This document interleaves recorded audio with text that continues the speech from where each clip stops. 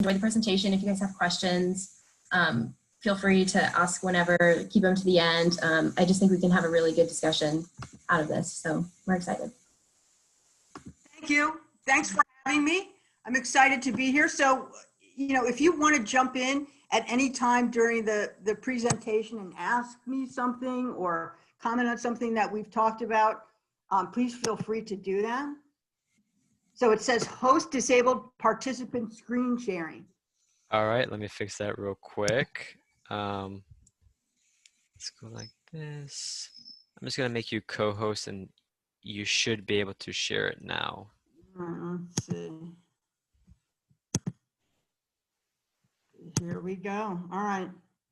So I'm going to talk about implicit bias and how that impacts disparities in healthcare, because, you know, I have said this 1,000 times in class. Sasha probably is like, you know, I just want to mute her because I've heard this 1,000 times. But we all are willing to say that people are discriminated against in the wide world because we have TVs and access to social media. And so people understand that that happens, but we would love to say that when people are in a healthcare setting, they're treated well and they're treated the same. And that's not the case. So we're just going to sort of break that down. So, oh yeah, I need to do this. Okay, so here's what we look like in the United States. And so this is the breakdown. You've probably seen this before from the census, but, you know, and we're getting less white. You know, as time goes on, we are getting less white. And you see that even if you've been paying attention to some of the election returns, you know, we're less white than we used to be. So this is what we're going to look like by 2050. And here's what I think you will find interesting. So, Dr. Dunlevy, I don't think your screen is changing. Is it changing for other people? For me, it's just the front slide. Yeah. Oh, it's changing for me. So what should I do? Eek. Oh, there, it moved. it just Or changed. should I leave it just there? So when okay, I'm just going to leave it there. It might have just been glitching or something. You might be. Yeah. So right now it's so, on slide 4. I'll go back just to this one. So this is the, you know, the percentage of ethnic minorities that we have in the United States. We're getting less white, and here is how it's reflected in the healthcare workforce, which is where you are all in. Dentistry is front and center up there. And so, you know, Black people make up, you know, between 12 and almost 13% of the population, but they're represented much less, as are Hispanics in you know, professional programs and the actual professions. And so we need to change that. And we need to really start changing that at the level of, you know, who we are admitting to these professional programs, because we, you know, obviously if you increase that number, then more people enter the workforce. But we really have a disproportionate underrepresentation of ethnic minorities in the healthcare workforce. And that's important for these reasons. So did that one switch? Are things switching? Okay. Yeah. So if you look at Black, Hispanic, Native American physicians, they're way more likely to practice in an underserved community and to take more Medicaid patients and to take more minority patients, no matter how much they make. And so, as you probably know, when you're in practice, you can decide, okay, you know, 30% of my practice will be Medicaid patients. So you're sort of deciding how many poor people you're going to treat, how many underserved, vulnerable populations you are going to treat. And so, and if you just think about this, I mean, I'm sure you're thinking about this while I'm talking about it, but these populations understand what it's like to get the short end of the stick. They understand what it's like to not get the same treatment as white people. And so that's why they're more likely to give back. You'll see the same thing for women.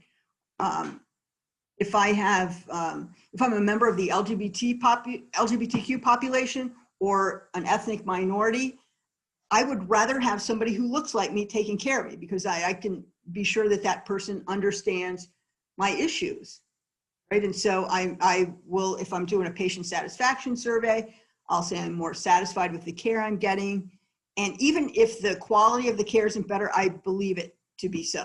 And so you know, perception is reality. So if I believe it is true, it's true. So I just think, you know, and Sasha knows this from being in class, I have mostly white suburban people in class, right? And so if the class was more diverse, it would be a better class. And I say this all the time because you would hear other voices, right? Because the other thing is, if I have 2 Black people in class and 1 Hispanic person and 2 Asians, then they're often reluctant to speak because they don't want to be the voice of their ethnic minority, right? And so they don't share as many stories, which is understandable. And so I just feel like if we admitted a better, I guess, more diverse class, we would have better interactions in school, and that would make you have better actions than when you go out into the workforce. And if you work with a more diverse group, and again, back to that slide that showed how underrepresented ethnic minorities are, if you worked with people who were more diverse, you would hear more stories. There would be more people at the table and you would get more perspectives. And so, you know, it's all better. The more diverse we are, the better it is. So those are my references. So if we had a more diverse healthcare workforce, that probably would go a long way to reducing healthcare disparities, right? Because of the things we talked about in the last 2 minutes. So why are there healthcare disparities? And you know, the disparities gap has not gotten any better for 30 years, right? Some things are a little better, but overall, we still have a lot of work to do. And so why is that the case? Because people have implicit bias. And implicit bias, I'll talk about that more, but what I mean by that is just thinking a thing about a group of people without knowing the person. So if you see a person, and you know, like I always use this example because it's less threatening in higher education. We think a thing about homeless people, right? Because you're a ball of everything, every experience you've ever had, everything your parents have said at the dinner table, all that makes you who you are. And for most people, the experience you've had with homeless people is somebody on High Street asking you for money, right? And so you believe a certain thing about the homeless people, but 44% of homeless people have a job, right? They might not have a great job. They might have a part-time job. They might not have a job that's giving them healthcare insurance, but they have a job. And so you don't see those people hustling on the street. So you don't have a really, an accurate view of what homeless people are. And we're all like that. Whatever your experience is, that's what you believe. So implicit bias is, makes us think a thing about a group of people, so that if you encounter a homeless person or a poor person in your practice, then you automatically tick through those things that you think, right? Which serves no one.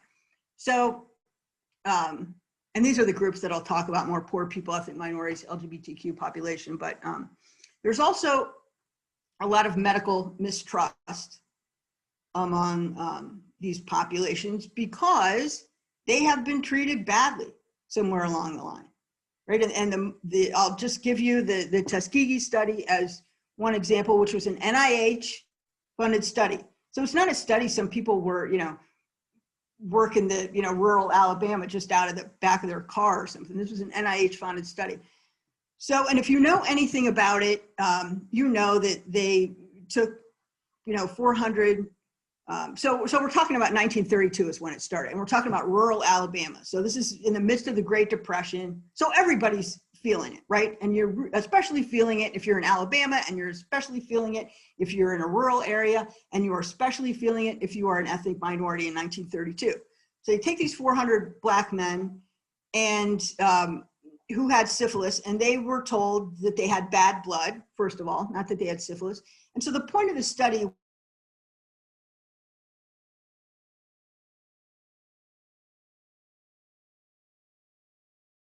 was, let's right off the bat is, why on earth would you think it would be different in Black people than it was in white people, which you've already studied, right? Why do you think that's going to be different? So that's crazy in the first place. The incentives they gave people for participating were a hot lunch on days that you came to be tested, And just as an aside, when you came to be tested, it's not like they're doing, height and weight and some benign, measurements. They're doing a lumbar puncture on these people, right? Which is not a joke. And so you got a hot lunch that day, you got free burial, which is important if you are poor, and you got free medical treatment for, just run of the mill things that would come up. So if I broke my arm, then they would set my arm for me free of charge, right? So this is what encouraged me to be in this study. So the study goes along, and in 1943, we have penicillin, which cures syphilis. So, all intents and purposes, they should have stopped the study in 1943 and given every study participant penicillin. Yes?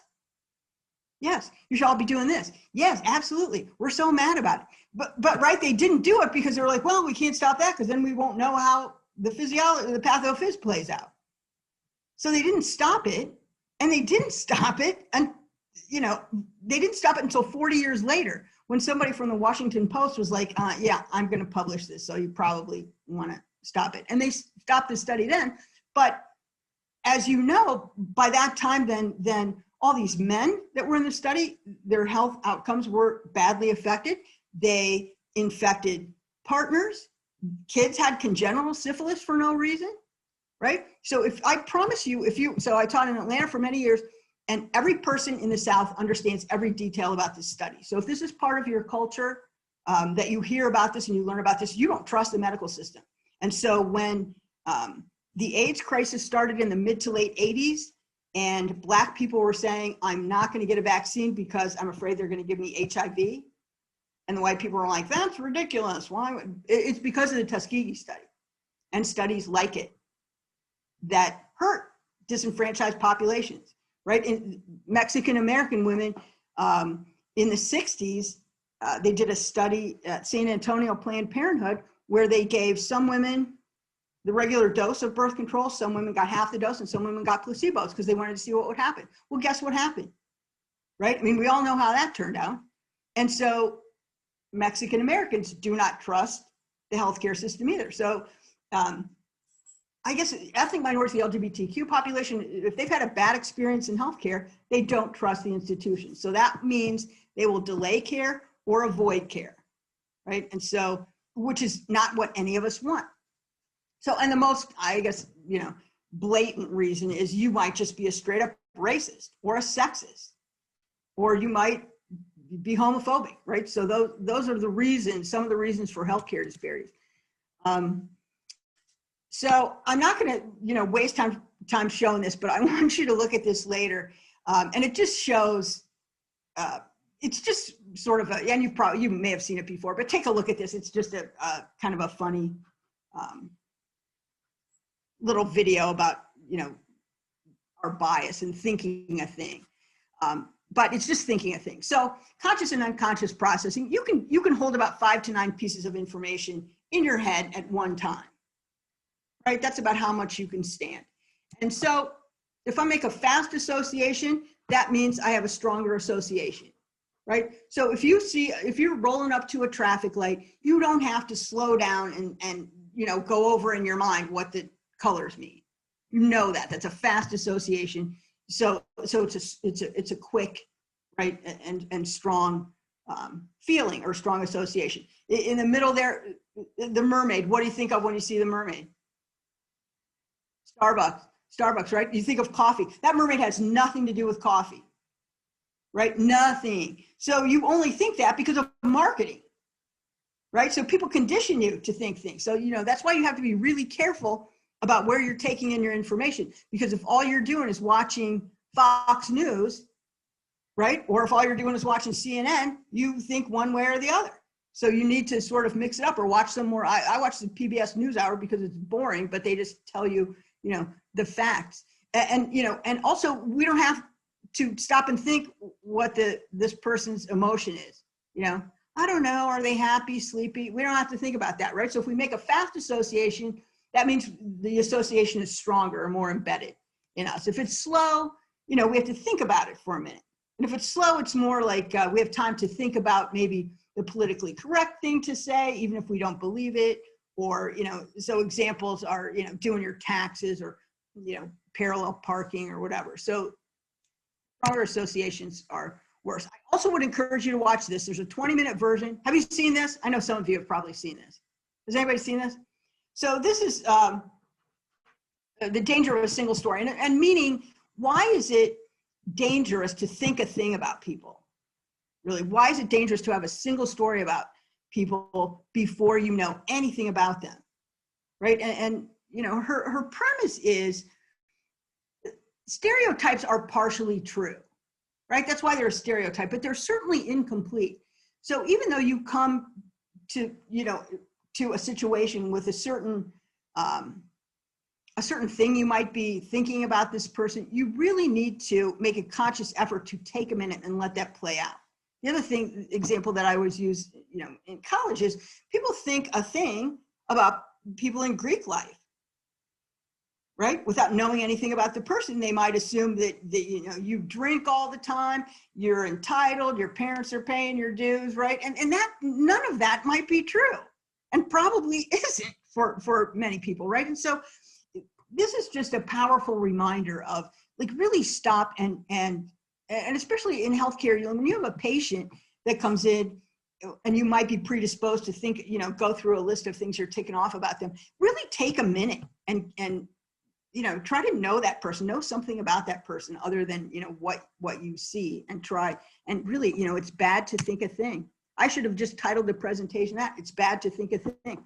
So prejudice, we talked about prejudice, and we've really gone from overt to covert, right? So back in the day, at the turn of the 20th century, there were plenty of things people could do and not pay a price for it, right? Lynchings were common. And if I was a white person that lynched a black person, I'm not going to go to jail for it, right? And we see that kind of played out with Black Lives Matter and the way that police treat black people, right? And so you see remnants of that, but it used to be much more overt, right? People did anything and were not held accountable. And now it's more covert. So it's in some ways it's more hidden. In other ways, it's like, if you're looking for it, really, is it so covert? I don't know, but this is a whole lecture in itself. But prejudice and isms, racism, sexism has changed a little bit. So we talked about this. Fast associations means I have a stronger bias. So if I see a person from an ethnic minority or from the LGBTQ population or a poor person or whatever, and I make a judgment like that, that means my bias is stronger. Right? So fast associations are bad. The goal in life is to take your time, right? So back to, I guess, the notion of be careful where you get your news. So these are both, this is from Hurricane Katrina. So it's old, but it's still true, so I like to use it. So these are both AP Wire stories, and the exact same thing is happening. The only difference is the people are white or black. And so the white people are finding things in a store, and the black people are looting the store. And so if I'm watching a news outlet that reports looting every day, I start to believe that, right? If I hear it, I start to believe it. And so you got to be real careful where you are taking in your information, because this is crazy. So has anybody taken an implicit association test? Yes, a couple of you. Go ahead. I think it was for a class. I'm a bio major, so I take a lot of G's. They're kind of like diverse in topics. And I think for one of my possibly business related classes, I take an implicit association test, and maybe with a club too, just kind of like measuring, when it comes to like how fast your associations are, right? Right, pretty much. Yeah, and so you can go and you can go to Harvard implicit association test and take, you can do gay, straight, you can do white, black, you can do a variety of tests, and it will. So you're matching words and pictures, basically. And so the longer you take, that means you're thinking about it. That's not really what you feel like, and it will boot you out of the test if you take too long. So the thing about this is, are they absolutely accurate? Do they predict, implicit or explicit bias? There is some controversy to that. But my thing is, it at least makes you aware, right? At least it makes you aware. And at least it gives you, it's a talking point, right? We use it in classes just like, because the other thing is most people, about half of people don't believe their results. They're like, well, I would never, whatever one you're taking, I would never, treat this group differently. But it's at least makes you aware or think of, who you think a thing about, and maybe that you need to check that at the door then, because so I'm Jewish, and if I happened to, and I'm a respiratory therapist, so if I happen to be working in the emergency room and a skinhead came in, right, I have implicit bias there. But the thing is, it's not my business to judge anybody in healthcare, right? If you want to judge people, you should be a judge or an umpire or something, right? Because if you're in healthcare, you have to treat people. So you have to put on your big girl or your big boy pants and get it done, and it doesn't matter. So I think, being aware, and sometimes it's easy to, like, I'm like uber aware that I have that bias, right? And so, but it's important to know that and recognize it. And if you say you don't have implicit bias, you lie, right? Because everybody thinks a thing about somebody. And if you don't know what yours is, think about who would you never take home at Thanksgiving? Thanksgiving's coming up. Who would you never bring in the door to meet your parents? Right? And if you would never bring fill in the blank in, you probably have a little bit of a bias against them, right? Or somebody does that's affecting you. So we all think things, and it's important to be aware of it because you can't let that affect your work, right? You're all going to be in practice someday, and you can't let that affect the job that you're doing. So it's been around for a long time. It's been used in healthcare for a long time. And again, it's valid and reliable, but does it predict whether you're going to treat someone in a way? Probably not so much. So implicit and explicit bias. So implicit bias, again, is thinking a thing and maybe letting that control my action. So explicit bias would be if I was just a straight up racist or sexist or homophobe, right? And so and most people, especially in healthcare, are not going to let explicit bias show at work. I'm not going to walk into a patient's room or have a patient sitting in my chair and I'm letting go, a homophobic slur or a racial slur. I'm not going to do that because I know I'll get fired. But what I might do, if I have implicit bias, is use discomfort indicators. So I might be in a hurry. I might not make eye contact with the patient. I might not talk to the patient about anything besides what they are there to have done. I might not touch the patient, right? So all of those things. And it's just like if you went to a party or if you're at a gathering, you're at dinner with somebody, if that person doesn't want to be around you, right? And those, because of discomfort indicators, you can see that or sense that in people. And, not only may they not align, they often don't align because again, if I demonstrate explicit bias, I'm going to get fired and people know that. But implicit bias is trickier. So, it's important to pay attention to it. So you've probably seen this. If I send 2 identical resumes and Jennifer is on one and John is on the other one, what do people think? People want to hire John, right? And people think John is more competent and they think he has more potential and they love John and they're going to pay John more, right? Women make 80 cents on the dollar. You know this, yes? Well, what kind of women make 80 cents on the dollar? White women. White women make 80 cents on the dollar. Black women make less than that. Hispanic women make less than that. And we shouldn't stand for that. But, there it is. And the same thing if you are Juan instead of John, you're less likely to be called in for an interview. You're less likely to be hired. You will get paid less, right? So all of these things, it's like check your watch, it's 2020, but this is still where we live. So I want to talk to you about this study that was done at Yale 4 years ago, and it was with preschool teachers. So Black kids make up almost 20% of everybody in preschool, but they get almost half of all suspensions, right? And if you look at the things they're suspended for, what do you notice about those? They're completely subjective, right? I mean, I could probably get disciplined for these things on a daily basis in some context, right? And it's just subjective. It's what somebody thinks.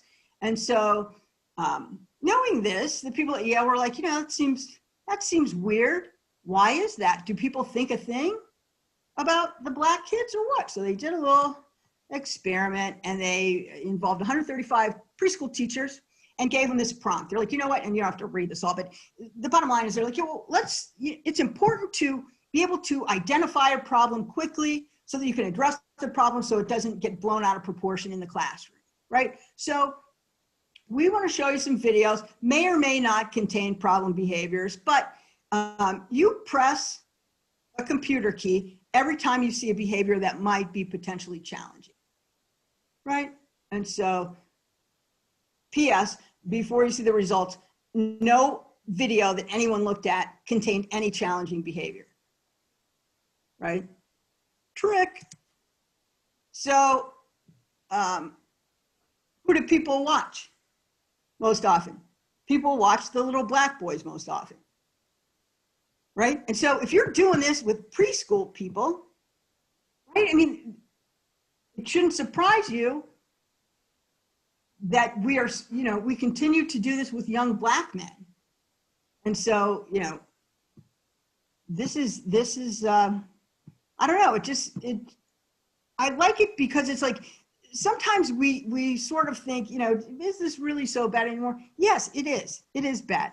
And so this is just, who they were watching. The other thing, they gave a little like case study that talked about a classroom behavior, but they gave, the kid had a tumultuous home life. And so they gave the kids typically white names or typically Black names. And guess what? White teachers expected the Black sounding names to have problems. And if you expect that, and it's subjective, that's what you're going to find, right? Which is wrong. And so we just need to be careful of this when we're seeing patients. And this probably doesn't surprise you either, but Black teachers held Black kids to a higher standard because they know, right? Because they're a Black teacher, they know what it's like, and so they want you to behave. And people were more empathetic to their own ethnicity. So how does that translate to healthcare? As I said, explicit bias is probably not going to happen in the hospital very often, right? Because again, you get fired. But implicit bias has a higher correlation with the way you deal with people, and that's just down to those discomfort indicators that I mentioned earlier. I'm in a rush. I'm not going to touch you. I'm not going to make eye contact with you. I'm not going to talk to you about anything besides what I'm there to explicitly do, right? And so if I let you know by using discomfort indicators that I would rather be somewhere else treating somebody else, you don't trust me, right? And if you don't trust me, you are not going to be compliant with the treatment plan I lay out for you, right? So as a dentist, if you don't, or any healthcare professional, if you don't establish trust and rapport with your patient, they're not going to do what they're told, right? They might not anyway, but they're for sure not going to do it. So let's look at some evidence. So have you heard of J. Marion Sims, the father of American obstetrics and gynecology? Anybody heard of him? So you see his birth and death dates. He recently had a statue taken down in Central Park for a good reason. So J. Marion Sims came up with some groundbreaking OBGYN surgeries that are still, versions of them are still used today. So he did some groundbreaking work. But who did he do it on? Guess who he experimented on? Slaves that belonged to his neighbors and his own slaves. So this is who he's experimenting on. Do you think this story can get worse? Do you? You know it can. You know it can. You don't think it can, but it can. The other thing he did, because you're like, oh, how can it be worse than that? Well, he didn't anesthetize them because he believed that Black people didn't feel pain like white people did. Are you mad? I feel like all of you should be making a face right now. I need to see more horrified faces. But anyway, that's like crazy. And so we are absolutely right to condemn him and tear down his statue. I am all for all of that stuff. But here's what I will put to you now. If you look at this, and I hope you will look this up. So in a little known medical journal called JAMA, right? The Journal of the American Medical Association, this is pediatrics. So this is 5 years ago.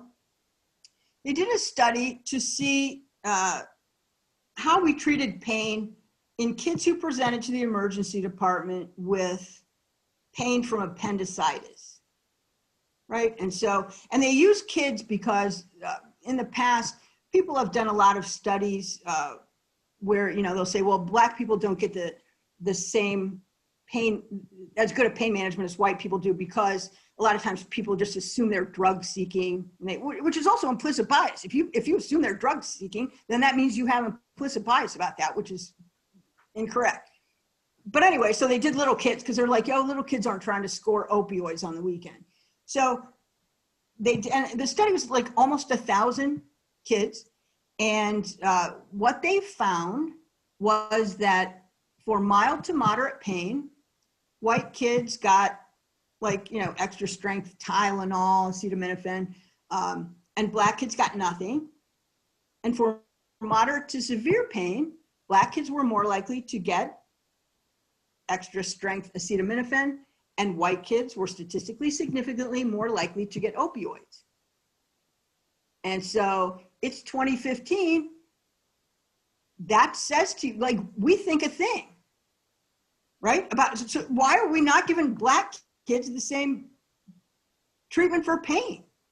And there was an editorial that accompanied this study, this article, that said there's no reason for this other than implicit bias. No reason, right? They corrected for insurance, they corrected for education level, they corrected for everything you could possibly correct for, and the editors of the journal said there's no reason for this but implicit bias.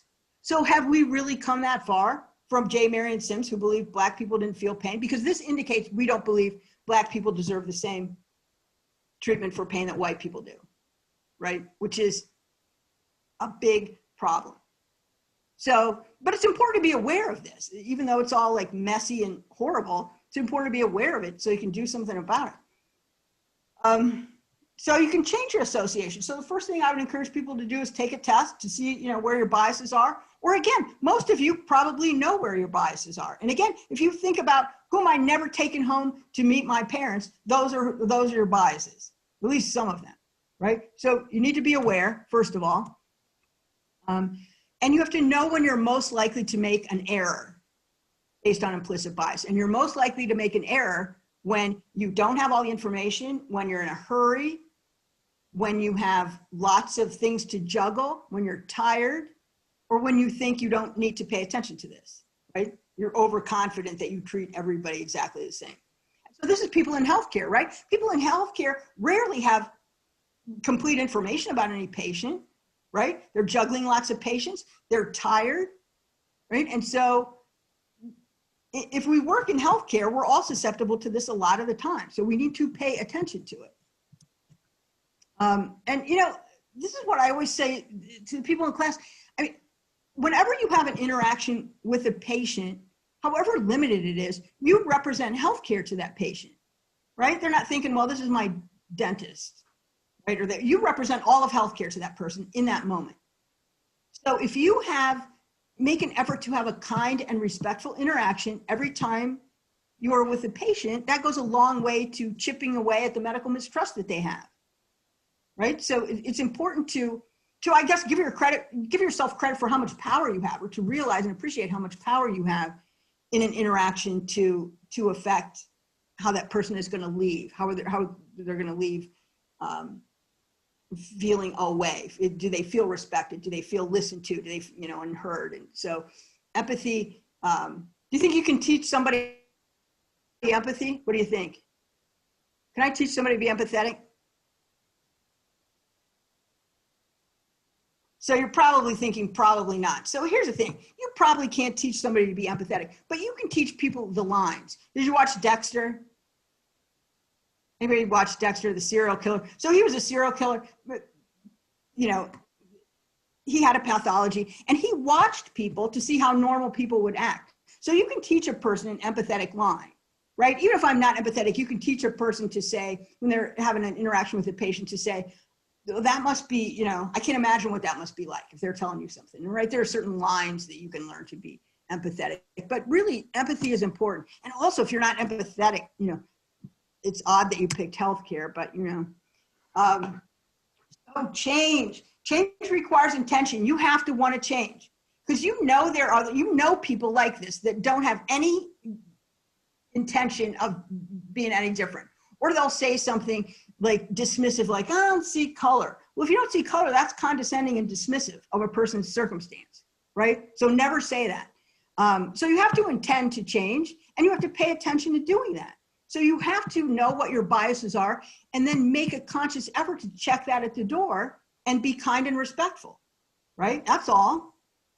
And that's harder for some people than it is for others, but I think it's important for people to understand how, you know, I'll give you an example.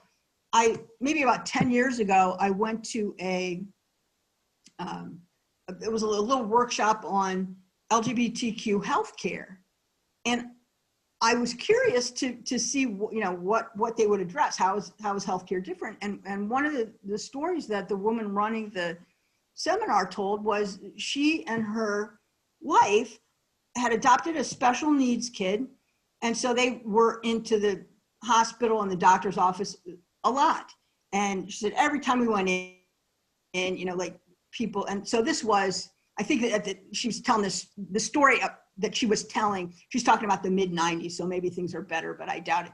So she said when she would go in, you know, you would see people like look at their chart and then, or look at them in the waiting room and, you know, point at them, or you could see people sort of whispering, like, and talking about you. And so they always had a little bit of anxiety anytime they went in, because that was sort of their experience more often than not.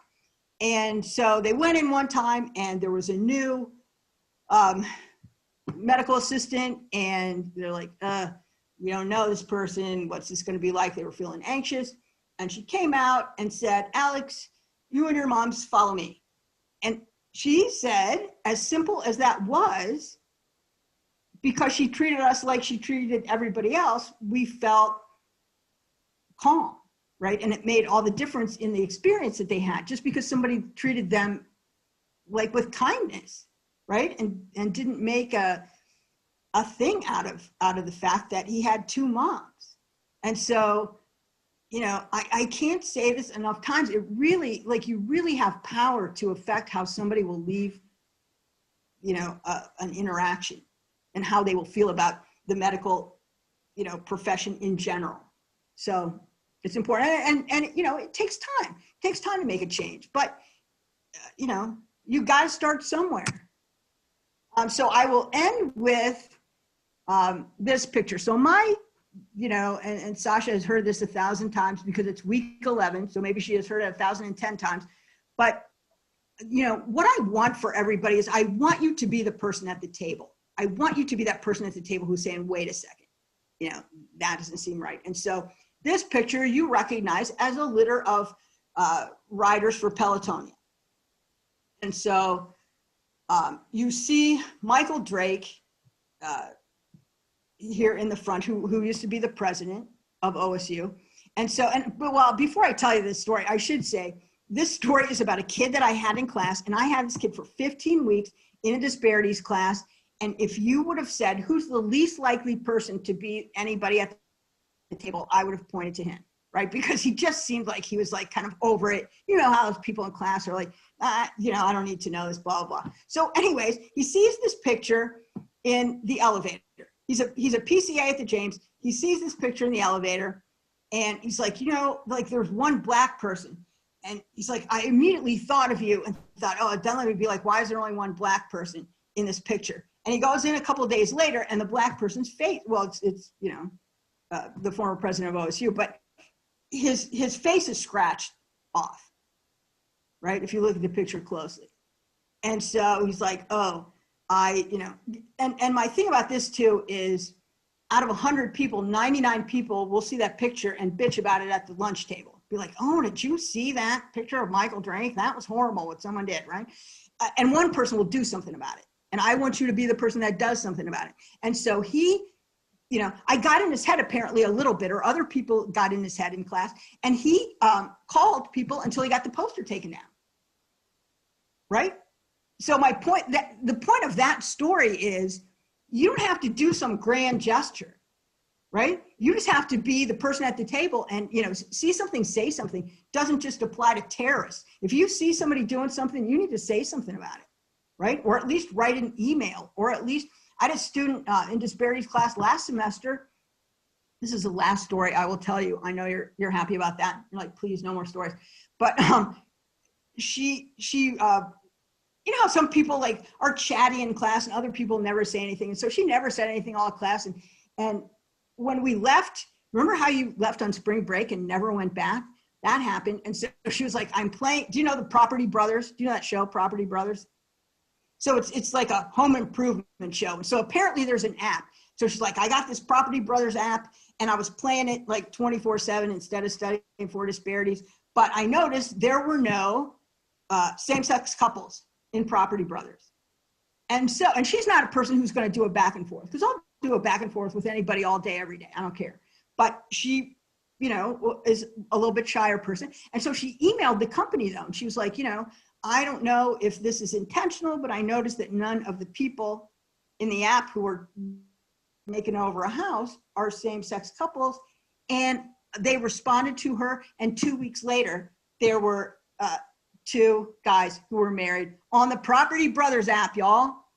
Exciting news. So, meaning anybody can do something, right? You don't have to change everything in the world, but you can do something and you can be the person at the table, which I think is important for you as healthcare professionals. So now you can talk if you want to.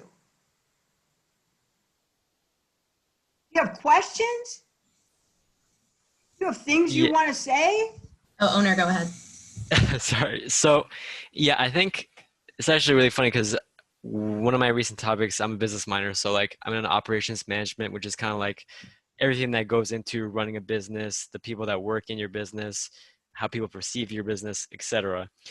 And so a lot of the stuff, I mean, other than the basic, primary is the right thing to do to kind of look at the nationwide distributions of ethnic minorities, whether it's, African-American people, Hispanics, women, Native American, and, try to boost up those populations in the healthcare system, but kind of addressing some of the points throughout this presentation where, when you do have that, let's say you have a Black woman that works as a dental assistant in your practice, if you are to work in a community that, sees patients like that, or you want to try to increase the diversity of your patient base, well, they're more likely to trust and have a better outcome in terms of how they perceive their outcome from your practice if they have that person there that they can recognize, they can, share some, at least at the most basic form, appearances with.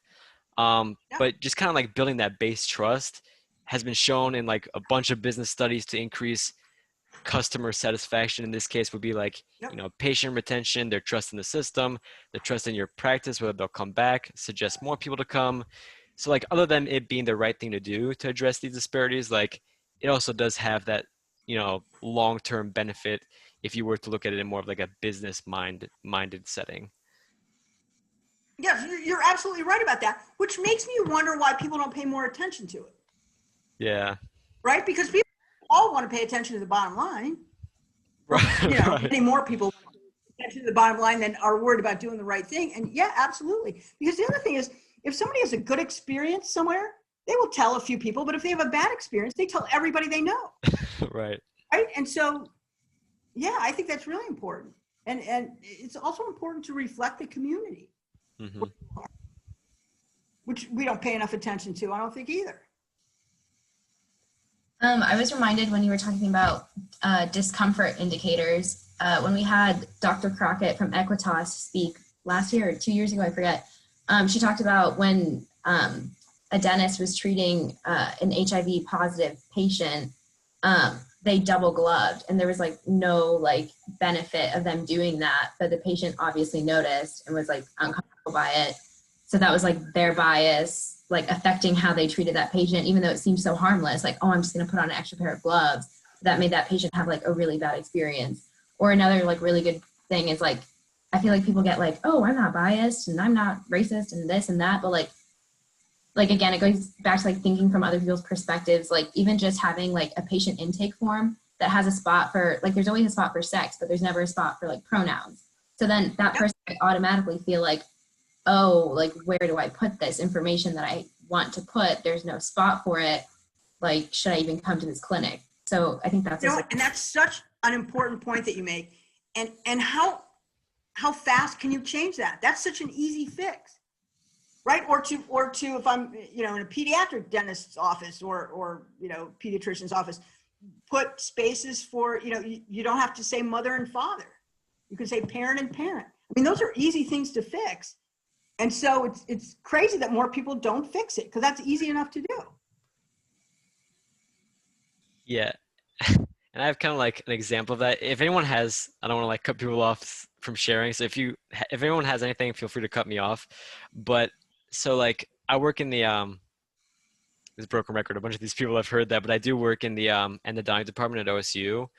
And so like the resident like program is really good at attempting to kind of address. So like, you know, we have the computer set up specifically for people that speak different languages, other than, you know, instead of the resident trying to use some sort of nonverbal communication or just get along with broken English, they'll have the translators, you know, they'll have direct communication so they totally get the messages across. For special needs patients, they're usually pretty good at accommodating and keeping the appointment as normal and as strictly as if it's any other patient as possible. But speaking of like HIV, AIDS, or like, you know, other sexually transmittable diseases, or just kind of general health worries in general, there have been like examples of that I've seen where it's like, you know, technically following like HIPAA, well, not HIPAA, but like OSHA standards, just general in a practice standards of like health, you really should be like treating every situation with the same intensity of, you know, like cleaning everything, turning over a room, taking things that are bloody or have people spit on it. And like in almost all cases where, you know, like someone has, they're, you know, HIV positive, they have known to have AIDS, hepatitis B, herpes, some other sort of like disease, we will have like either the attending or, you know, in some cases the residents say like, you know, my patient had this, you know, you might want to like double wipe something, use a spray that we don't usually use. And it's like, on one hand, you can kind of see the concern to like keep the practice safe and like for future patients, but at the same time, kind of like Sasha was saying, it really isn't necessary. I mean, if you're following the standards that are already set, every patient, no matter like what they have, no matter how much blood is spilled, whether they throw up in your chair or not, like the standards and regulations should be the same for everyone. And like even in a place like OCU where standards are generally good and like everyone's super nice, super empathetic to like most patients, there is still that like implicit thing that just kind of comes out without people knowing. Yeah, and you know, here's what I'll say about that too. If I'm a student that's there, then I hear that every time, right? Every time an HIV positive patient comes in, we got to do. Then that affects the way I think about it. Then, so then I begin to think a thing about it, even if I didn't before I came in there. So you're creating the bias in people who, you know, who are, I don't know, you're trying to sort of mold them into the future profession, and yet you're creating this, you know, they're thinking of things, this group of patients that you need to take extra precautions, which yes, if you have universal precautions should protect you against, you know, everything. And so you got to be careful about doing that too. But yeah, that's a great example. Yeah, it's funny. It's funny that I chose dentistry and like a healthcare related field of all things, because I'm like pretty germophobic. So like, I guess I automatically kind of avoid that implicit bias because I treat every single patient super seriously. Like I always, like they have typhoid. Yeah, like I always super double wipe everything. Like, I mean, we're required to wear a mask now, obviously, but like even when we weren't, like I would sometimes be wearing the mask when most people weren't. Like I generally was like way too oversafe. So that just kind of like worked out in my favor of like every patient gets the same level of like, after Perfect. patient care in a room. So I guess just like things like that, Yeah. you might think, in like a business perspective, the possible potential of wasting time on cleaning a room too long, not like turning over, whether it's like hand pieces, burrs, explorers, all the like dental equipment. There is that side of like, you do avoid possibly seeming somewhat biased. Even like, I do have like, even though I'm not working with patients directly, I do have enough interactions with patients to where like, small implicit biases like that might build up and like might surface to an interaction I have where I don't mean to. And like, that might affect how they perceive OSU as like a whole, not just like, some random OSU student that works in the clinic, right? Yeah. So like it kind of protects the image of the clinic, but like keeps your future in terms of like implicit biases in check if you like practice these kinds of things. Yeah. I just think it's something that everybody should be thinking about all the time. Yeah. Did anybody find anything like shocking or something new you learned or anything you want to share? I have a real quick comment. I think what's holding a lot of people back from like speaking up about these biases and actually like doing something to fix them is unfortunately there's going to be people on the other side of it that are going to be unhappy with like if like there was a spot for pronouns, for example. People are going to be like, "Oh, why do we need this here?" And I was thinking about this like the Toy Story 3 movie. I know that there was a lot of backlash with that movie because like in the background there was a same-sex couple in the background, and like it's a kids show, and people were upset that they showed that in like a younger kids show. And so like people are still going to get backlash even if they try to fix the biases, which I think holds a lot of people back from doing anything about it. Yeah. And here's what I would say about that. You can't worry about those people, right? Because there are always going to be those people that are like, and I've had plenty of people say, why do I have to learn a pronoun? Well, you know what? If you can learn someone's name, then you can say a pronoun. You can learn a pronoun, and right?